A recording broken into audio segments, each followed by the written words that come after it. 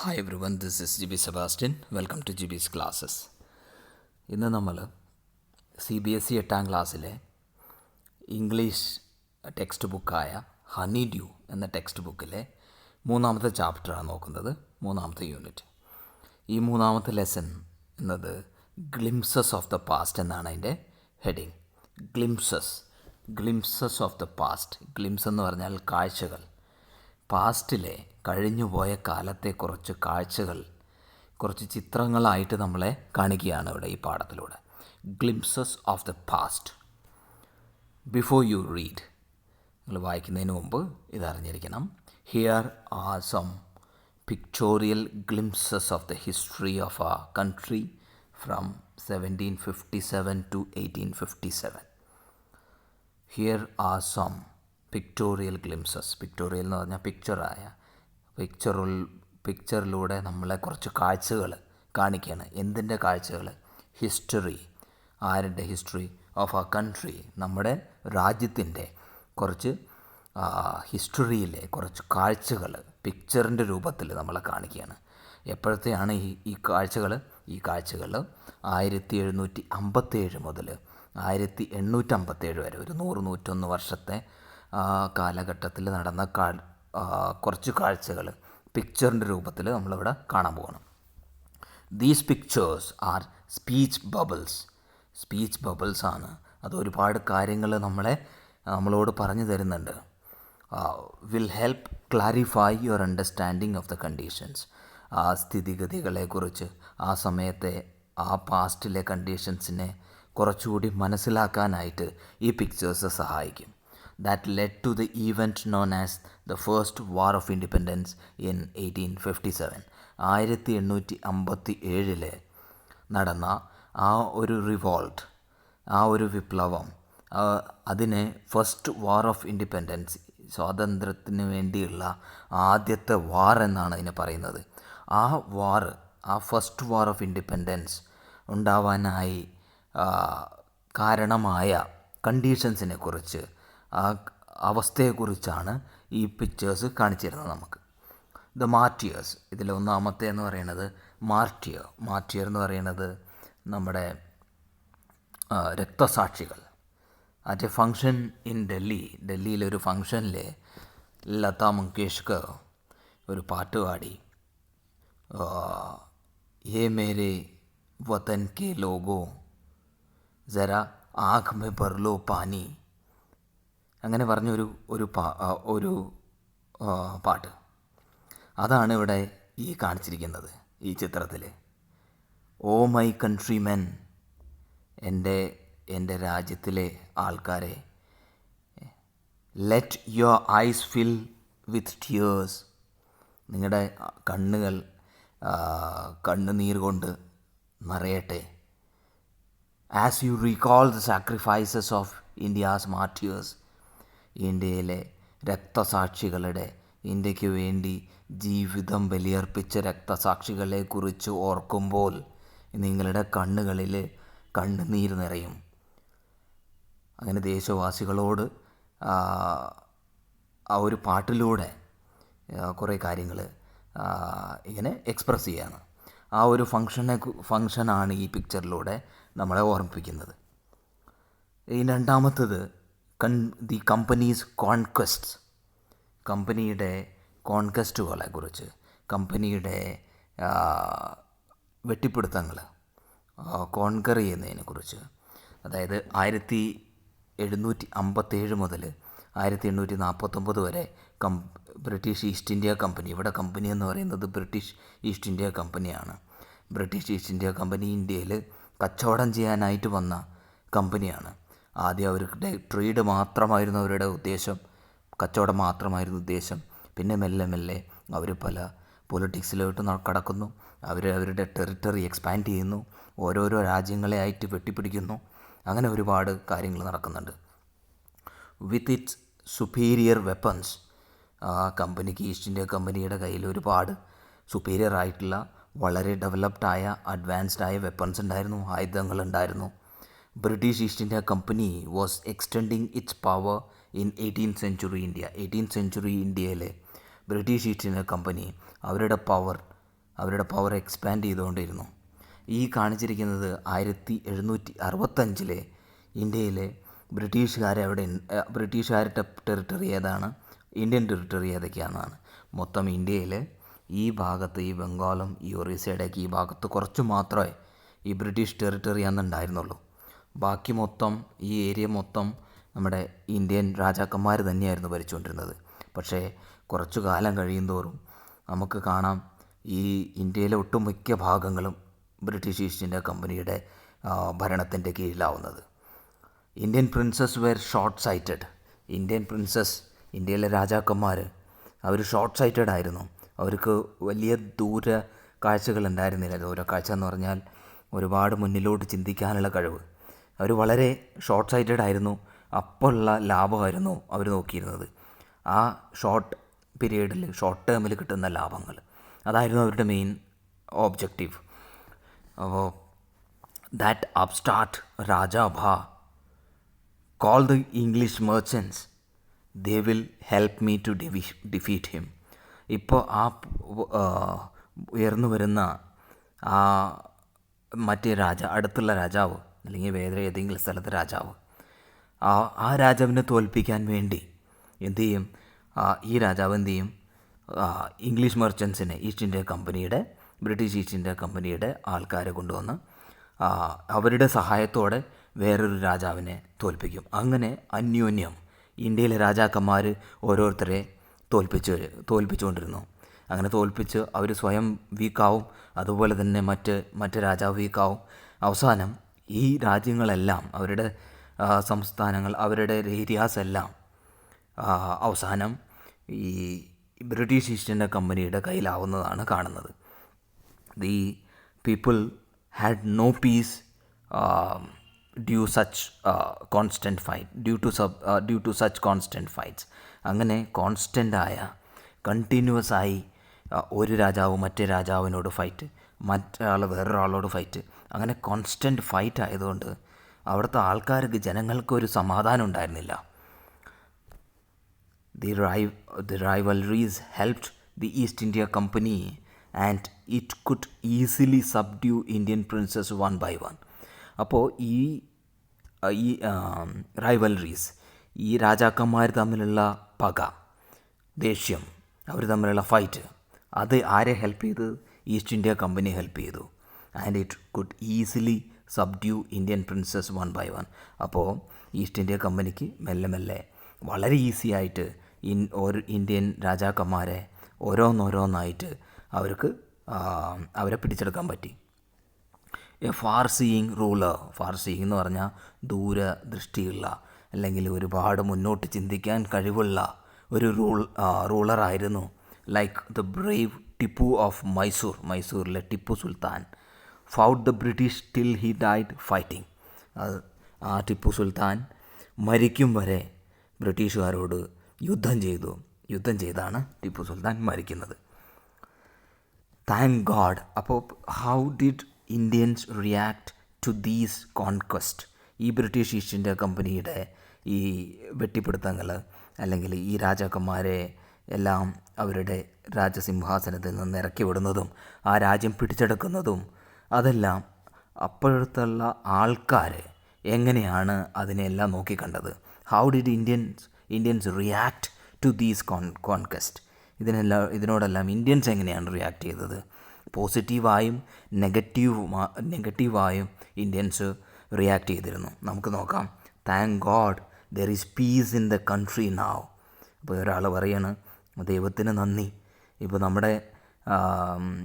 നമ്മുടെ രാജ്യത്ത് പീസ് ഉണ്ട്. പീസ് എന്ന് പറഞ്ഞാൽ സമാധാനമുണ്ട്. രാജാക്കന്മാർ തമ്മിൽ അടിക്കുന്നില്ല, തമ്മിൽ യുദ്ധം ചെയ്യുന്നില്ല, ഇപ്പോൾ സമാധാനമായി. നോ മോർ വാർസ്, ഇനി യുദ്ധമുണ്ടാവില്ല. No more looting by thugs. അപ്പോൾ ലൂട്ടിംഗ് എന്ന് പറഞ്ഞാൽ കൊള്ളക്കാർ വന്നിട്ട് നമ്മളെ ഇനി കൊള്ളയടിക്കത്തുമില്ല. It is God who sent the British. ചിലർ പറയാണ് ഇത് ദൈവമാണ് ഈ ബ്രിട്ടീഷുകാരെ നമ്മുടെ അടുത്തേക്ക് ഇങ്ങോട്ടായി പറഞ്ഞു വിട്ടത്. Our destiny is linked with them. നമ്മുടെ ഭാഗ്യം അവരുമായിട്ട്, അവരാണ് നമ്മുടെ ഭാഗ്യം എന്നൊക്കെ ചിലർ പറയുന്നു. മറ്റു ചിലർ വേറെ ഐഡിയാസ് ആയിരുന്നു, വേറെ തരത്തിലാണ് മറ്റു കുറച്ച് കൂട്ടർ അല്ലെങ്കിൽ മറ്റ് ആൾക്കാർ റിയാക്ട് ചെയ്തത്, the white man has killed our or dethroned our kings. അപ്പോൾ ഈ വെള്ളക്കാർ നമ്മുടെ രാജാവിനെ കൊന്നുകളഞ്ഞു, അല്ലെങ്കിൽ നമ്മുടെ രാജാവിനെ രാജസിംഹാസനത്തിൽ നിന്ന് ഇറക്കി രാജാവിൻ്റെ രാജ്യം നഷ്ടപ്പെട്ടു. Now we have become slaves of foreigners. ചിലർ പറയുന്നു ഇപ്പോൾ നമ്മൾ ഫോറിനേഴ്സിൻ്റെ വിദേശികളുടെ അടിമകളായി മാറിയിരിക്കുന്നു. പിന്നെ ചിലർ പറയുന്നു some kings were not good. ചില രാജാക്കന്മാർ നല്ല രാജാക്കന്മാരായിരുന്നില്ല. ബട്ട് ആഫ്റ്റർ ഓൾ, എന്നിരുന്നാലും they were of this land. അവരെല്ലാം ഈ രാജ്യത്തിലെ ആൾക്കാരായിരുന്നു. അങ്ങനെ പലരും പല റിയാക്ഷനായിരുന്നു. അടുത്തത് നമ്മൾ നോക്കുന്നത് ബ്രിട്ടീഷ് റൂൾ. 1765 മുതൽ 1836 വരെയുള്ള ബ്രിട്ടീഷ് റൂൾ. ആ സമയത്ത് religious leaders preached ideas like untouchability and child marriage. നമ്മുടെ ഇന്ത്യയിലെ റിലീജിയസ് ലീഡേഴ്സ്, റിലീജിയസ് ഗുരുക്കന്മാർ, റിലീജിയസ് ലീഡേഴ്സ് എന്താ പഠിപ്പിക്കുന്നത്? അവർ അൺടച്ചബിലിറ്റിയെക്കുറിച്ചും തൊട്ടുകൂടായ്മയെക്കുറിച്ചും ബാലവിവാഹങ്ങളെക്കുറിച്ചും ചൈൽഡ് മാരേജിനെക്കുറിച്ചൊക്കെയാണ് ആൾക്കാരെ പഠിപ്പിച്ചുകൊണ്ടിരുന്നത്. Anyone who crosses the sea loses his religion. കടൽ കടന്ന് ആര് വിദേശത്തോട്ട് പോയാലും അവൻ്റെ റിലീജിയൻ നഷ്ടപ്പെടുത്തുകയാണ് എന്ന് ചിലർ പഠിപ്പിച്ചു. മറ്റു ചിലർ all misery in the world is due to woman.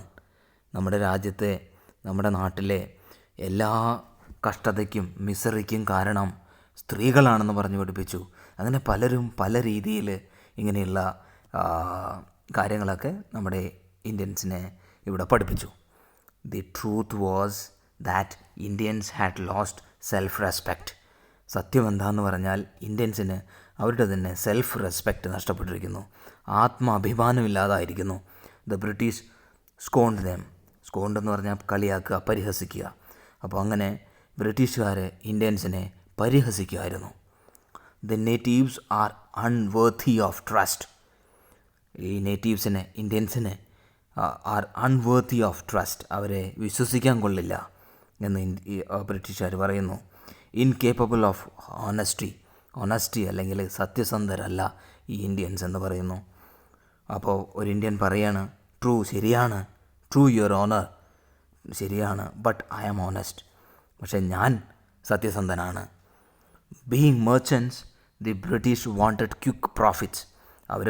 അവർ കച്ചവടക്കാരാണ്, അവർക്ക് പെട്ടെന്ന് തന്നെ പ്രോഫിറ്റ് വേണം, വളരെ എളുപ്പത്തിലുള്ള പ്രോഫിറ്റ്, ലാഭങ്ങൾ ഉണ്ടാക്കണം. Their heavy taxes forced farmers to abandon their fields. ഒരുപാട് വലിയ ടാക്സുകളാണ് ഓരോ ഫാർമർക്കും, ഓരോ കൃഷിക്കാരനും മേളിൽ ഈ ഈസ്റ്റ് ഇന്ത്യ കമ്പനി ചുമത്തിയിരുന്നത്.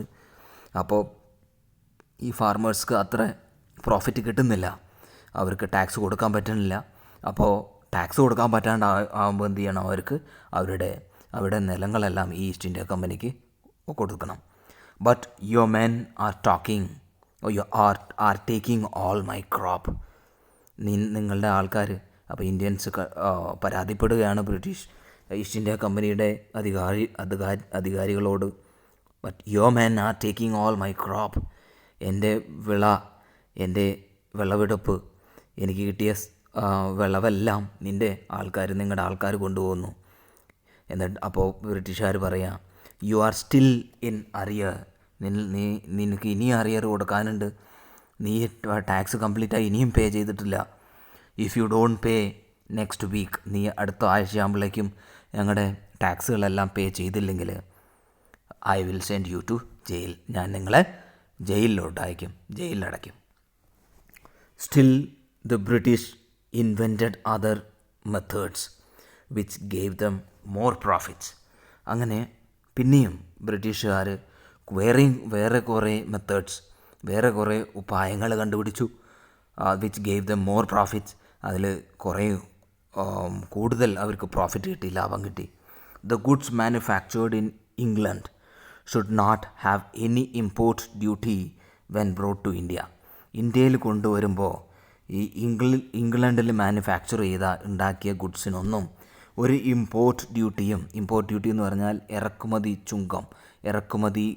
ചെയ്യുമ്പോൾ കൊടുക്കേണ്ട ടാക്സ്, അതൊന്നും ഇമ്പോസ് ചെയ്യാൻ പാടില്ല. അപ്പോൾ അവരെന്നെ പറയണം, ആ ഗുഡ് ഐഡിയ, നല്ല ഐഡിയ ആണ്. അപ്പോൾ അവർക്ക് കുറേയും കൂടി പൈസ അല്ലെങ്കിൽ ലാഭം കിട്ടും. ഇന്ത്യയിൽ കൊണ്ടുവരുന്നതിന് ഒരു ഇമ്പോർട്ട് ഡ്യൂട്ടിയും ഒരു ടാക്സും അടയ്ക്കേണ്ടതില്ല. The East India companies laws began to cripple Indian industries ഇന്ത്യയിലെ കച്ചവടങ്ങളും ഇന്ത്യയിലെ ഇൻഡസ്ട്രികളെല്ലാം ക്രിപ്പിൾ ചെയ്യാൻ തുടങ്ങി, ചുരുങ്ങി വരാൻ തുടങ്ങി, അവർക്ക് നഷ്ടമായി തുടങ്ങി. എന്തുകൊണ്ട്? ഈസ്റ്റ് ഇന്ത്യ കമ്പനിയുടെ നിയമങ്ങൾ കാരണം ഇന്ത്യയിലെ കച്ചവടങ്ങളും ഇൻഡസ്ട്രികളെല്ലാം നശിക്കാൻ തുടങ്ങി. ഇന്നെവിറ്റബിളി ഫാമിൻസ് ഫോളോഡ്. ഫാമിൻസ് പറഞ്ഞാൽ ക്ഷാമം വന്നു. ബിറ്റ്വീൻ 1822 ആൻഡ് 1836, 1822 1836 ഇടയിലുള്ള ആ വർഷങ്ങളിൽ 15 lakh Indians died of starvation. ഭക്ഷണം കഴിക്കാൻ പറ്റാതെ, ഭക്ഷണം കിട്ടാതെ സ്റ്റാർവ് ചെയ്തിട്ട് ക്ഷാമം കാരണം 15 lakh ഇന്ത്യൻസ്, 15 ലക്ഷം ഇന്ത്യൻസ് ആ സമയത്ത് മരിച്ചുപോയി. The British policies ruined the expert artisans and their business. നെയ്ത്തുകാരും എക്സ്പേർട്ടായിട്ടുള്ള നെയ്ത്തുകാരുടെ ജോലി പോയി, അവരുടെ ബിസിനസ് നഷ്ടപ്പെട്ടു ബ്രിട്ടീഷ് പോളിസീസ് കാരണം. അടുത്ത നാലാമത്തെ നമ്മൾ നോക്കുന്നത് റാം മോഹൻ റോയ്. 1772 മുതൽ 1833 വരെയുള്ള റാം മോഹൻ റോയിൻ്റെ കാലഘട്ടത്തെക്കുറിച്ച്. Ram Mohan Roy, a learned man from Bengal, understood what was wrong with the country. നമ്മുടെ രാജ്യത്തിൽ എന്ത് തെറ്റാണ് നടക്കുന്നത്, what is wrong, that was been understood by Ram Mohan Roy. അത് ബംഗാളിലെ ഒരു പഠിച്ച ലേൺഡ് ആയിട്ടുള്ള ഒരാളായിരുന്നു. Let us not despise ourselves. Our ancient culture is great. നമ്മുടെ ഏൻഷ്യൻ്റ് കൾച്ചർ, പുരാതന കൾച്ചർ വളരെ നല്ലതാണ്. And we are capable of greater achievements. നമുക്ക് കുറേ അച്ചീവ്മെൻറ്റ്സ് കുറേ കൂടി നേടാനുണ്ട്, ഒരുപാട് നേടാനുണ്ട്. And we must first reform our society. നമ്മുടെ സമൂഹത്തെയാണ് നമുക്ക് ചേഞ്ച് ചെയ്യേണ്ടത്. റിഫോംസ് നമ്മുടെ സൊസൈറ്റിയിലാണ് കൊണ്ടുവരുന്നത്. Superstitions have been ruining us. അന്ധവിശ്വാസങ്ങളാണ് നമ്മളെ നശിപ്പിക്കുന്നത്. അപ്പോൾ അതെല്ലാം ചേഞ്ച് ചെയ്യണം. ഒരു സോഷ്യൽ റിഫോമറായിരുന്നു Ram Mohan Roy. He told his wife ഉമയായ അദ്ദേഹത്തിൻ്റെ വൈഫിനോട് റാം മോഹൻ റോയ് പറയാണ്, cows are of different colours. പശുക്കൾ പല കളറിലുണ്ടാവാം, but the colour of their milk is the same. അവരുടെ മിൽക്കിൻ്റെ പാലിൻ്റെ കളറ് സെയിമാണ്. Different teachers have different opinions. നമ്മളെ പഠിപ്പിക്കുന്ന ഗുരുക്കന്മാർക്ക് പലർക്കും പല ഒപ്പീനിയൻ ഉണ്ടാവാം, ബട്ട് ദി എസൻസ് അല്ലെങ്കിൽ അതിൻ്റെ സത്ത എന്ന് പറയുന്നത് of every religion is the same. എല്ലാ റിലീജിയൻ്റെയും ഒരു സത്ത അല്ലെങ്കിൽ അതിൻ്റെ ഇമ്പോർട്ടൻസ്, മെയിൻ മീനിങ് എന്ന് പറയുന്നത് അതെല്ലാം സെയിമാണ്. He was attracted by science and modern നോളജും സയൻസൊക്കെ പുള്ളിക്ക് ഇഷ്ടമായിരുന്നു, അട്രാക്റ്റ് ചെയ്തിരുന്നു. Knowledge should be practised and scientific. Practical and scientific. നമ്മുടെ വിവരങ്ങൾ, നമുക്കുള്ള നോളജ് അത് പ്രാക്ടിക്കലും ആയിരിക്കണം, സയൻറ്റിഫിക്കും ആയിരിക്കണം. He started newspaper but suspicious British stopped them in 1823. Newspaper തുടങ്ങി. ഈ റിഫോംസ് ഒക്കെ വരുത്തണമെങ്കിൽ ന്യൂസ് പേപ്പർ വേണം, ആൾക്കാരിലോട്ട് മെസ്സേജസ് എത്തിക്കണം. അപ്പോൾ അതിനുവേണ്ടി ന്യൂസ് പേപ്പർ തുടങ്ങി. പക്ഷേ ബ്രിട്ടീഷേഴ്സിന് സസ്പീഷ്യൻ തോന്നി, ഡൗട്ട് തോന്നി. അവർ ആ ന്യൂസ് പേപ്പർ 1823 സ്റ്റോപ്പ് ചെയ്തിപ്പിച്ചു. He crossed the seas and went to England to see what made British powerful. അപ്പോൾ കടൽ കടന്ന് ഇംഗ്ലണ്ടിലെത്തി. ഇംഗ്ലണ്ടിൽ എന്തിനാ എത്തിയത്? എന്താണ് ബ്രിട്ടീഷേഴ്സിനെ ഇത്ര പവർഫുള്ളാക്കിയെന്ന് അറിയാൻ വേണ്ടിയിട്ട്. there he told them, അവിടെ അദ്ദേഹം പറഞ്ഞു, we accept you as rulers. ഞങ്ങൾ നിങ്ങളെ റൂളേഴ്സായിട്ട് അക്സെപ്റ്റ് ചെയ്യുന്നു. And you must accept as subjects. നിങ്ങൾ ഞങ്ങളെ പ്രജകളായിട്ട് ആക്സെപ്റ്റ് ചെയ്യണം. But you must remember the responsibility of a ruler owes to his subjects. നിങ്ങൾ ഒരു കാര്യം മനസ്സിലാക്കണം, ഒരു റൂളറാണെങ്കിൽ അവരുടെ സബ്ജക്ട്സ് അല്ലെങ്കിൽ പ്രജകൾക്ക്, അവരുടെ ആൾക്കാർക്ക് നല്ലത് ചെയ്യണം, അവരവരുടെ റെസ്പോൺസിബിലിറ്റിയാണെന്ന് മനസ്സിലാക്കണം എന്ന് പറഞ്ഞു. ഇനി അടുത്തത് ഓപ്പറേഷൻ, അതായത് അടിച്ചമർത്തൽ. 1765 മുതൽ 1835 വരെ ഇന്ത്യൻസിനെ അടിച്ചമർത്തുമായിരുന്നു. But the British continue to oppress ഇന്ത്യൻസിനെ അടിച്ചമർത്തി.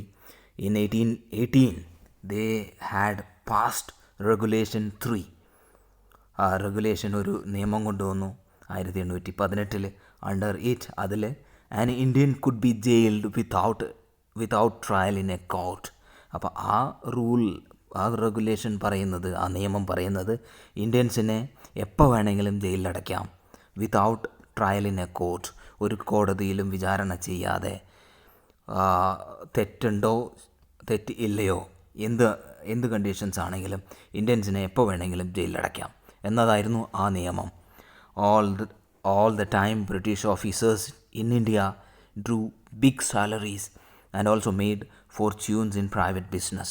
അതുപോലെ തന്നെ ഈ ഇന്ത്യയിലുള്ള British officers, British East India കമ്പനിയുടെ ഓഫീസർമാർ ഒരുപാട് വലിയ സാലറികളാണ് അവർ കൈപ്പറ്റിയിരുന്നത്. And also made fortunes in private business. അവരുടെ എല്ലാം പ്രൈവറ്റ് ബിസിനസ്സും അവർക്കെല്ലാം സ്വകാര്യ ബിസിനസ്സുകളും ഉണ്ടായിരുന്നു. ബൈ 1829 1829 ആയപ്പോഴേക്കും Britain was exporting British goods worth 7 crore rupees to India. Britain എത്രയാണ് എക്സ്പോർട്ട് ചെയ്യുന്ന? 7 കോടി രൂപയുടെ ബ്രിട്ടീഷ് ഗുഡ്സ് ആയിരുന്നു ബ്രിട്ടനിൽ നിന്നും ഇന്ത്യയിലോട്ട് എക്സ്പോർട്ട് ചെയ്തുകൊണ്ടിരുന്നത്. ആ സമയത്ത് 7 കോടി എന്ന് പറയുന്നത് ഇപ്പോഴത്തെ ഒരുപാട് കോടികൾക്ക് തുല്യമാണ്. അപ്പോൾ ആ സമയത്ത് 1829 അത്രയും സാധനങ്ങൾ അവിടെ നിന്ന് ഇങ്ങോട്ട് എക്സ്പോർട്ട് ചെയ്യായിരുന്നു. Governor general Bentinck reported back home. അവിടെ ഈ ബെൻറ്റിക് റിപ്പോർട്ട് ചെയ്തു, the bones of cotton weavers are bleaching in the plains of India.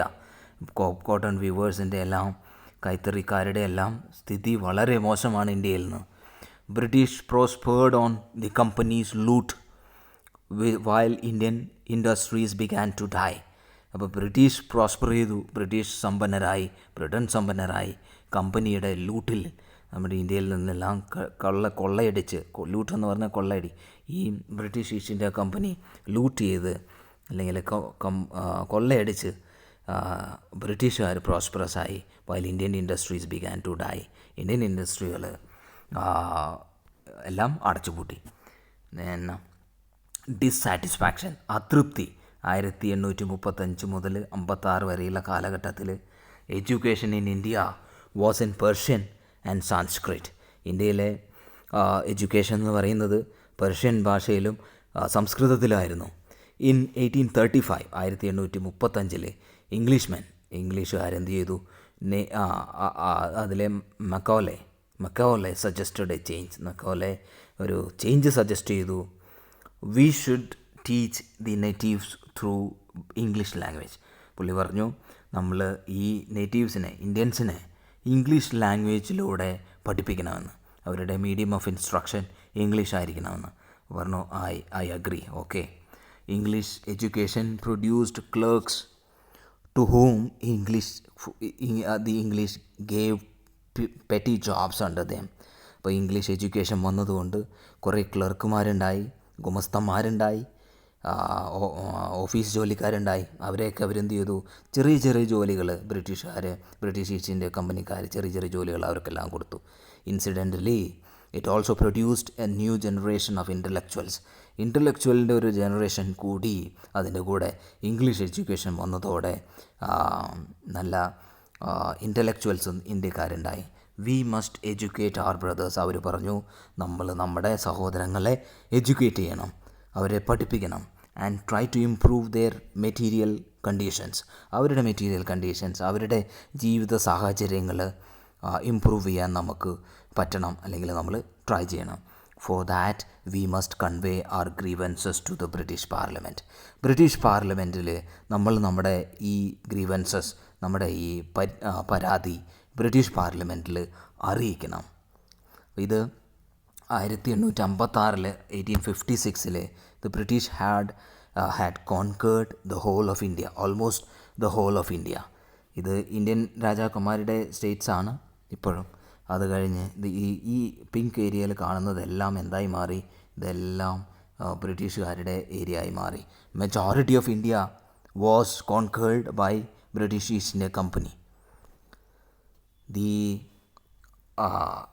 they cared little about the needs of Indians. ഇന്ത്യൻസിൻ്റെ നീഡ്സിനെ കുറിച്ച്, ഇന്ത്യൻസിൻ്റെ ആവശ്യങ്ങളെക്കുറിച്ച് അവർക്ക് ഒരു ചിന്തയുണ്ടായിരുന്നില്ല. അപ്പോൾ ആൾക്കാർ പറയാൻ തുടങ്ങി, our kings have become puppets. നമ്മുടെ രാജാക്കന്മാർ വെറും കളിപ്പാവകളായി, and they have lost our old and we have lost our old jobs. നമ്മുടെ പഴയ ജോലികളെല്ലാം നമുക്ക് നഷ്ടപ്പെട്ടു. ആൻഡ് ലാൻഡ്സ്, നമ്മുടെ സ്ഥലം നമുക്ക് നഷ്ടപ്പെട്ടു, നമ്മുടെ ലാൻഡ് നമുക്ക് നഷ്ടപ്പെട്ടു. They are converting our brothers. നമ്മുടെ ബ്രദേഴ്സിനെ, നമ്മുടെ സഹോദരങ്ങളെ അവർ കൺവേർട്ട് ചെയ്യാണ്. You only talk. അപ്പോൾ മറ്റു ചിലർ പറയുന്നത്, യു ഓൺലി ടോക്ക്, നീ വർത്താനം മാത്രം പറയുന്നുള്ളൂ. Do something to drive them out. അപ്പോൾ എന്തെങ്കിലും നീ ചെയ്യേ, നമുക്ക് എന്തെങ്കിലും ചെയ്യണം അവരെ ഇവിടെ നിന്ന് പുറത്താക്കാനായിട്ട്. ദി സ്പാർക്കുകൾ, ചെറിയ സ്പാർക്കുകൾ തുടങ്ങുകയാണ്. 1855 to 57 സമയത്ത് taxes continue to ruin the peasants. കൃഷിക്കാരെ വളരെ കഷ്ടപ്പെടുത്തുന്ന ആ ടാക്സുകൾ കണ്ടിന്യൂ ചെയ്യുന്നു British East India company. In ബംഗാളിൽ Santhals who had lost their lands under new land rules became desperate. ബംഗാളിലെ സന്താൽസ് അവരുടെ കൃഷി സ്ഥലങ്ങൾ എല്ലാവർക്കും നഷ്ടപ്പെട്ടു. ന്യൂ ലാൻഡ് റൂൾസ് വന്നപ്പോൾ ബിക്കെയിം ഡെസ്പറേറ്റ്. അവർക്ക് ഒരുപാട് ദേഷ്യമായി. In 1855 1855 they rose rebellion and massacred Europeans and their supporters alike. യൂറോപ്യൻസിനെയും അവരുടെ സപ്പോർട്ടേഴ്സിനെയും അവരെന്ത് ചെയ്തു? അവർ കൊല ചെയ്തു 1855. Discontent was brewing in the East India Company's army too.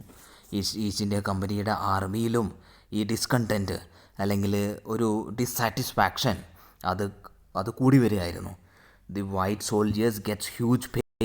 അപ്പോൾ അതിലെ സോൾജിയേഴ്സ് തന്നെ, അതിൽ ഈസ്റ്റ് ഇന്ത്യ കമ്പനിയുടെ സോൾജിയേഴ്സും ഉണ്ടായിരുന്നു, വൈറ്റ് സോൾജിയേഴ്സും ഉണ്ടായിരുന്നു, അതുപോലെ തന്നെ ഇന്ത്യൻ സോൾജിയേഴ്സ് ഉണ്ടായിരുന്നു. ഇന്ത്യൻ സോൾജിയേഴ്സിനെ സെപ്പോയ്സ് എന്നാണ് പറയുന്നത്. സിപ്പാഹി, ഹിന്ദി വേർഡായ സിപ്പാഹി, അതിനെ സിപ്പാഹി എന്ന് പറഞ്ഞാൽ പട്ടാളക്കാരൻ എന്നാണ് അർത്ഥം. ഇംഗ്ലീഷുകാർ സിപ്പോയ് എന്നാണ് വിളിച്ചിരുന്നത്. The white soldiers gets huge money. White സോൾജിയേഴ്സിന് ഒരുപാട് പൈസ കിട്ടുന്നു. And mansions to live in. അവർക്ക് കൊട്ടാരങ്ങൾ ജീവിക്കാനായിട്ട്, താമസിക്കാനായിട്ട് വലിയ വലിയ കൊട്ടാരങ്ങൾ കിട്ടുന്നു. സെർവൻസ് കിട്ടുന്നു, ജോലിക്കാരെ കിട്ടുന്നു. While we get a pittance and slow promotions. നമുക്ക് വളരെ തുച്ഛമായ തുകയെ കിട്ടുന്നുള്ളൂ. പിറ്റൻസ് എന്ന് പറഞ്ഞാൽ വളരെ കുറഞ്ഞ തുക. ആൻഡ് സ്ലോ പ്രൊമോഷൻസ്, നമ്മളെ പ്രൊമോട്ട് പോലും ചെയ്യുന്നില്ല. The angrez asks to cross the sea which is against our religion. Angrez എന്ന് പറയുന്നത് ഇംഗ്ലീഷുകാർ നമ്മളെ സീ അല്ലെങ്കിൽ കടൽ ക്രോസ് ചെയ്യാനായിട്ട് പറയുന്നു. അത് നമ്മുടെ റിലീജിയന് എഗെയിൻസ്റ്റാണ്. Who is topiwala to abolish our age old customs. നമ്മളെ ഒരുപാട് വർഷം മുമ്പുള്ള നമ്മുടെ കസ്റ്റംസ് എല്ലാം നിർത്തലാക്കാനായിട്ട് ഈ ടോപ്പിവാല അല്ലെങ്കിൽ ഈ ഇംഗ്ലീഷുകാർ ആരാണ്? We must drive out the angrez. നമുക്ക് ഈ അംഗ്രേസിനെ അല്ലെങ്കിൽ ഈ ഇംഗ്ലീഷുകാരെ നമ്മുടെ രാജ്യത്തിൽ നിന്ന് പുറത്താക്കണം. Sepoy Mangal Pandey attack the adjutant of his regiment and was executed. ഈ സിപ്പാഹിയായ പട്ടാളക്കാരനായ മംഗൾ പാണ്ഡെ ഒരു കാര്യസ്ഥനെ, ഇംഗ്ലീഷ് കാര്യസ്ഥനെ, ആ റെജിമെൻറ്റിലെ കാര്യസ്ഥനെ കൊല്ലുന്നു. അത് കഴിയുമ്പോൾ ഇയാളെയും ആൻഡ് വാസ് എക്സിക്യൂട്ടഡ്, കൊന്നുകളയുന്നു. Thousands of other sepoys revolted.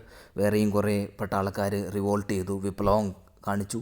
They were stripped off their uniforms അഴിപ്പിച്ചു, and humiliated and put in ions.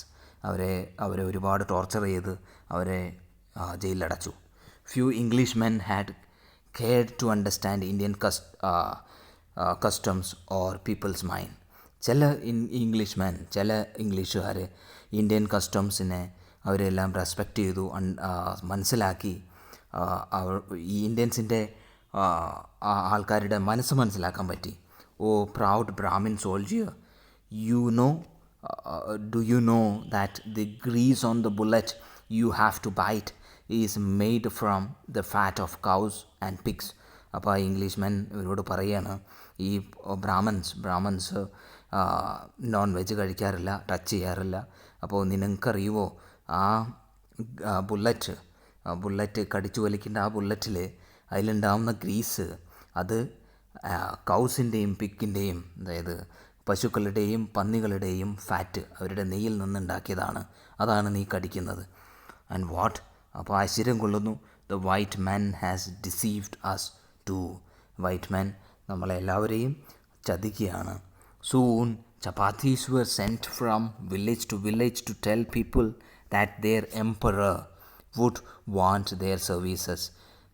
അവർ ഭക്ഷണം ഒരു വില്ലേജിൽ നിന്ന് മറ്റു വില്ലേജിലോട്ട് ഈ എംപറർ കൊടുത്തുവിടുന്നു. ആ എംപറർ പറയുന്നു, നിങ്ങളുടെ ആൾക്കാരുടെ സപ്പോർട്ട് എനിക്ക് വേണം, ഈ ഇംഗ്ലീഷുകാരുടെ അഗെയിൻസ്റ്റ് യുദ്ധം ചെയ്യാനായിട്ട്, അവരുടെ അഗെയിൻസ്റ്റായിട്ട് റിവോൾട്ട് ചെയ്യാനായിട്ട്. Yes, all my village men will be ready. അപ്പോൾ വില്ലേജിലെ തലവൻ പറയുന്നു, വില്ലേജിലെ എല്ലാവരും ഇതിന് തയ്യാറാണ്. Similarly lotus flower circulated among the Indian സോൾജേഴ്സിൻ്റെ ഇടയിൽ ലോട്ടസ് ഫ്ലവർ, അതായത് താമര, സർക്കുലേറ്റ് ചെയ്തു. ഡെത്ത് ടു ദ ഫോറിനർ, അവർ പ്രതിജ്ഞ ചെയ്തു ഫോറിനറുടെ മരണം.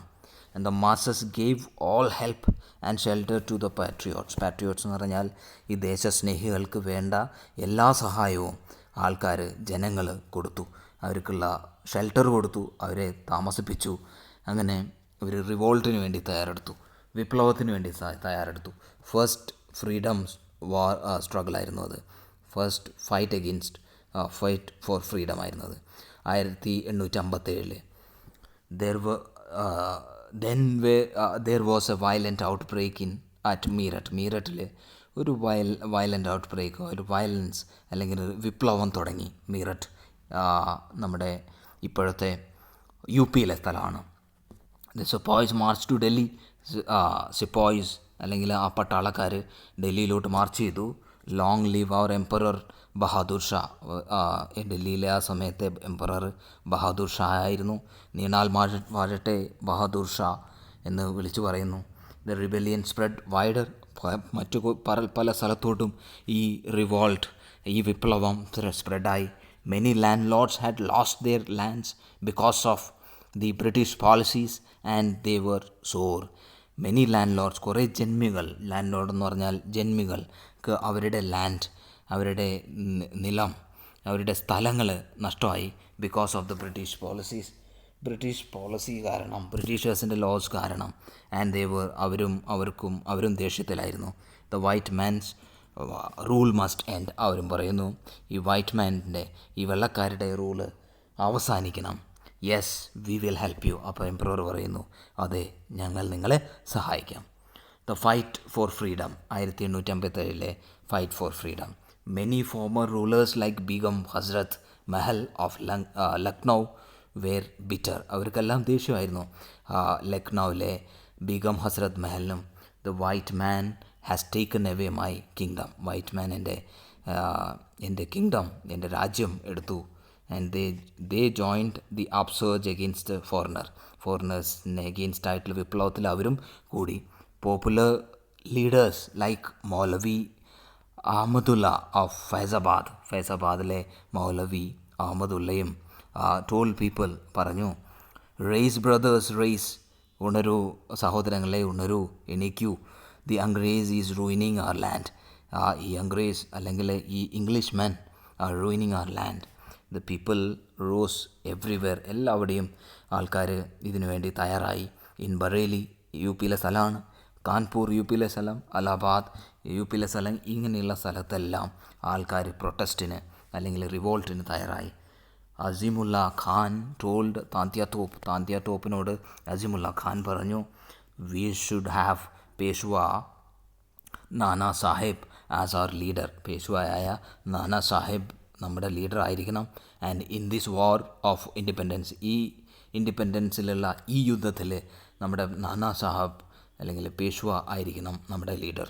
The patriots pronounced upon the British and fought pitched battles all over north India.